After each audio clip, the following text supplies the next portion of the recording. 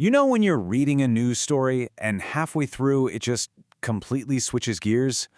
Well, today we're going to pull apart a single short news brief to see exactly how information gets packaged and presented to us. Let's dive in. So, this all comes from an article in the Express Tribune, and here's the headline that kicks it all off. Woman held on charges of murdering husband.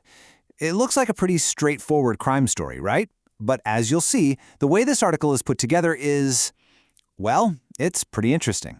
All right, so the report kicks off with what seems like a classic murder mystery. We're in the city of Rawalpindi, and the local Morga police are on the case. So let's get the basic facts down. It's June 16th in Rawalpindi, and the body of a man named Muhammad Amin is found.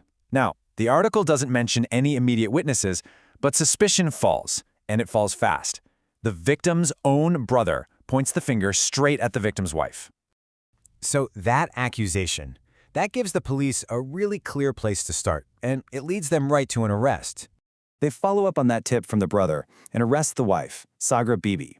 At this point, she is their #1 suspect in her husband's murder. Okay, and this is where the story just blows wide open. During questioning, Sugra Bibi confesses. But it turns out she wasn't acting alone, not by a long shot. She reveals this whole conspiracy involving her 2 sons, the victim's own kids, and an alleged paramour. So suddenly, this crime is way bigger and more complicated than it looked at first. Let's just take a second to map out all the players here. You've got the victim, Muhammad Amin. Then, the accused, his wife, Sigra Bibi, and one of their sons, Assad. Both have been arrested, and both have confessed. But 2 other people are still out there. Another son and the paramour. They're still at large. So what this means is, the case is kinda half solved, but it is definitely not closed. The police are out there actively raiding places trying to find those last 2 suspects. And that's where the first story just stops. Right? So you're hooked. You're deep into this family murder plot. And then the article just pulls a complete 180. It totally changes the subject. And the way it does it is with just one word: meanwhile. It's so simple, right? But it's this huge signal to the reader that, okay, get ready. We're jumping to a whole different story now.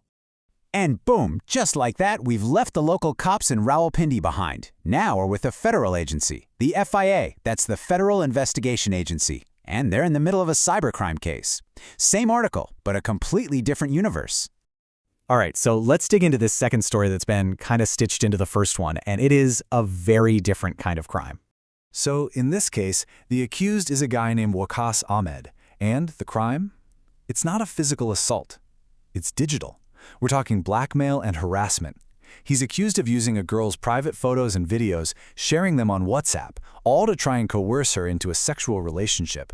And the police work is totally different here too. It's way more technical, more methodical. It all kicks off with the victim filing a complaint, which leads the FIA to plan this trap raid.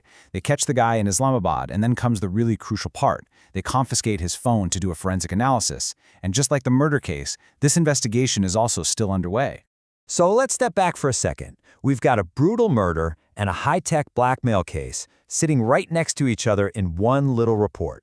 What's that all about? What does it tell us about how we get our news? I mean, look at the difference here. On one side, you have local police dealing with a violent, physical crime that's all wrapped up in a family conspiracy. And on the other, you've got a federal agency tackling a super modern, tech-based crime. It's really a snapshot of the whole spectrum of law enforcement, all in one place. And here's the key takeaway. This isn't a typo. It's not a weird editing mistake. Putting these totally unrelated stories together is intentional. It's actually a standard way daily news works, designed to give you a quick, condensed look at a bunch of things happening all at once. And, there's actually a name for this format. It's called a news brief. And its whole job is to be efficient, to pack the essential facts of multiple stories into one small package. It's all about breadth over depth. You get a wide look at the day's events without getting bogged down in the nitty-gritty of any one story. So this all leaves us with a really interesting question to think about. When a complex, tragic family murder is given pretty much the same amount of space and attention as a cybercrime arrest, how does that shape our perception of things?